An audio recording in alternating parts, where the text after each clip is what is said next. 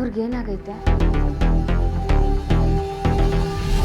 ಸಮಸ್ಯೆ ತಿಳ್ಕೊಳ್ಳೋದಕ್ಕೂ ಮುಂಚೆ ಇವ್ರಿಗೇನಾಗಿದೆ ಅನ್ನೋ ಸತ್ಯ ಹೇಳಬೇಕು.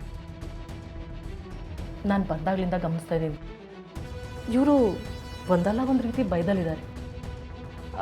ನೀವು ಆವಾಗಲೇ ಏನೋ ಹೇಳ್ತಾ ಇದ್ರಲ್ಲ, ಇವರು ವರ್ಷಾನುಗಟ್ಟಲೆ ಒಂದೇ ಜಾಗದಲ್ಲಿದ್ದರು ಅಂತ. ಯಾಕೆ? ಏನಾಗಿತ್ತು?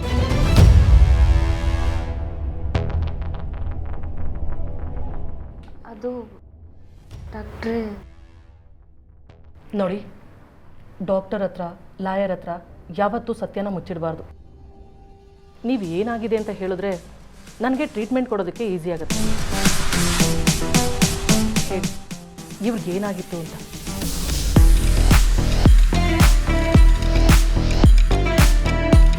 ಡಾಕ್ಟ್ರೇ, ಇವ್ರನ್ನ ಯಾರೋ ಒಬ್ಬ 20 ವರ್ಷ ಒಂದೇ ರೂಮಲ್ಲಿ ಕೂಡಾಕಿದ್ದ.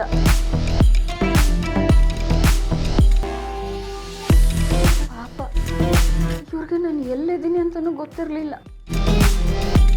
ಅವನಿಗೆ ಸರಿಯಾಗಿ ಊಟ ಕೊಟ್ಟವನು ಅದು ಗೊತ್ತಿಲ್ಲ. ಶಾನೆ ಹಿಂಸೆ ಅನುಭವಿಸ್ಬಿಟ್ಟವ್ರೆ. ಈಗಿನ ಕಾಲದಲ್ಲೂ ಇಂಥ ಜನ ಇದ್ದಾರೆ ಅಂದರೆ ನನಗೆ ನಂಬೋದಕ್ಕೆ ಆಗ್ತಿಲ್ಲ. ಅವ್ನು ನಿಜವಾಗ್ಲೂ ಮನುಷ್ಯನೇ ಅಲ್ಲ. ಹೇಳಿ ಡಾಕ್ಟ್ರೆ, ಅಮ್ಮಂಗೆ ಏನಾಗೈತೆ ಅಂತ? ನೀವು ಹೇಳ್ದಾಗೆ ಇವ್ರಿಗೆ ಸರಿಯಾದ ಟೈಮ್ಗೆ ಊಟ ನೀರು ಏನೂ ಸಿಗದೇ ಇರೋದ್ರಿಂದ ಹೊಟ್ಟೆಯಲ್ಲಿ ಅಲ್ಸರ್ ಆಗಿದೆ. ಕೂತ್ ಕಡೆನೇ ಕೂತಿರೋದ್ರಿಂದ ಕೈಕಾಲುಗಳೆಲ್ಲ ಹಿಡ್ದಂಗೆ ಆಗಿದೆ, ನರಗಳೆಲ್ಲ ವೀಕ್ ಆಗಿದೆ. ಜೊತೆಗೆ ರಕ್ತ ಹೆಪ್ಪುಕಟ್ಟಿರೋದ್ರಿಂದ ಲೈಟಾಗಿ ಇನ್ಫೆಕ್ಷನ್ ಆಗಿರೋ ಥರ ಕಾಣಿಸ್ತಾ ಇದೆ. ಅದಕ್ಕೇನಾದರೂ ಆಪ್ರೇಷನ್ ಮಾಡಬೇಕೇ? ಹಾಗೇನೂ ಇಲ್ಲ. ನಾನು ಬರ್ದ್ಕೊಡೋ ಆಯಿಂಟ್ಮೆಂಟು ಮಾತ್ರೆಗಳನ್ನ ಕೊಡಿ.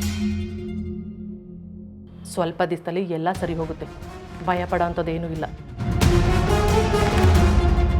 ಸದ್ಯಕ್ಕೆ ಯಾವ ತೊಂದರೆನೂ ಇಲ್ಲ. ವರ್ಷಾನುಗಟ್ಟಲೆ ಒಂದೇ ಕಡೆ ಕೂತಲ್ಲೇ ಕೂತಿರೋರಿಗೆ ತಮ್ಮ ಸುತ್ತಮುತ್ತ ಏನಾಗಿದೆ, ಏನಾಗ್ತಿದೆ ಅನ್ನೋ ಅರಿವು ಇರೋದಿಲ್ಲ. ಈಗ ಅವರಲ್ಲಿ ಒಂದು ರೀತಿ ಖಿನ್ನತೆ ಆವರಿಸ್ಕೊಂಡಿದೆ. ಈಗ ಅವ್ರಿಗಾಗಿರೋದು ಅದೇ. ಅದಕ್ಕೆ ಯಾರನ್ನಾರು ನೋಡಿದ್ರೆ ಭಯ ಪಡ್ತಾರೆ. ಇದೊಂಥರ ಸಿಂಡ್ರಮ್. ಅವ್ರು ಈಗಿನ ವಾತಾವರಣಕ್ಕೆ ಅಡ್ಜಸ್ಟ್ ಆಗೋದು ತುಂಬಾ ಕಷ್ಟ.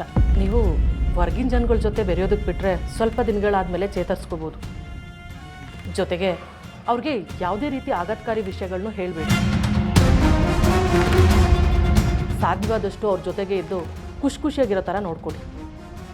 ನಾನು ಬರ್ಕೊಟ್ಟಿರೋ ಟ್ಯಾಬ್ಲೆಟ್ಸ್ಗಳನ್ನ ಕೊಡಿ.